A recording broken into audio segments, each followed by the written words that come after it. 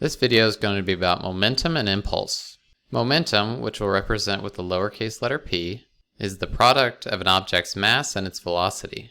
Therefore, we can calculate momentum by taking p equals to mv, meaning momentum is equal to mass times velocity. Momentum is a vector, meaning it has both magnitude and direction.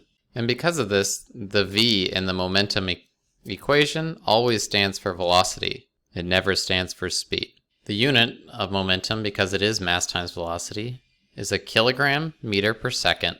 The other quantity we're going to learn about today is impulse, which we'll represent with a delta lowercase p. Impulse is a change in an object's momentum. Just like momentum, it's also a vector, and it also has units of kilograms meters per second. Let's look at momentum and impulse through a bouncing ball example. So I'm going to have a wall that looks like this, and I'm going to bounce a red ball off the wall and a blue ball off the wall. Okay, each of these balls is going to have the same mass m, and let's say that mass is 1 kilogram. They're also going to be traveling with the same velocity into the wall of 10 meters per second.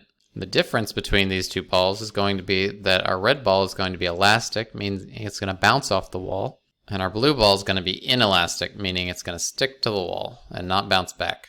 So because of this, when the red ball hits the wall, it'll bounce back with negative 10 meters per second as its velocity. And we said before, the blue ball won't bounce back at all. So it'll have 0 meters per second as its velocity. Okay. Now let's calculate the momentum and the impulse each of these balls has. So before the collision with the wall, our ball's momentum is its mass times its velocity. And so 10. So we said before that each ball has a mass of 1 kilogram, although I should have probably written it down. And it has a velocity of 10 meters per second. So I'll just write 1 kilogram over here so we remember that they're 1 kilogram balls. And so our momentum is 10 kilogram meters per second. I'll leave the units off until later. After the collision with the wall, the red ball has a momentum, is its mass times its velocity, of 1 times negative 10. Remember, momentum is a vector, and so I have to use negative 10 because my new velocity is to the left. Okay. The impulse that our ball feels is going to be the change in momentum from before and after. So our final momentum, mv, minus our initial momentum, mu, is equal to 10 minus 10. So negative 10 minus 10 gives me negative 20.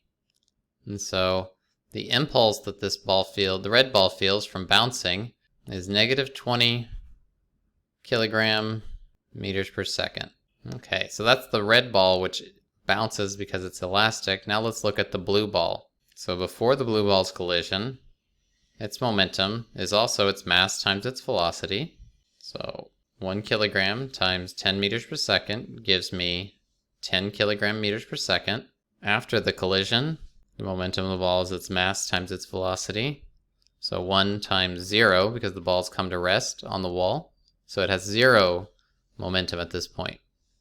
And so the impulse the blue ball feels is its final momentum minus its initial momentum, which gives me 0 minus 10 is negative 10. Okay? So the impulse that the ball feels is negative 10 kilogram meters per second.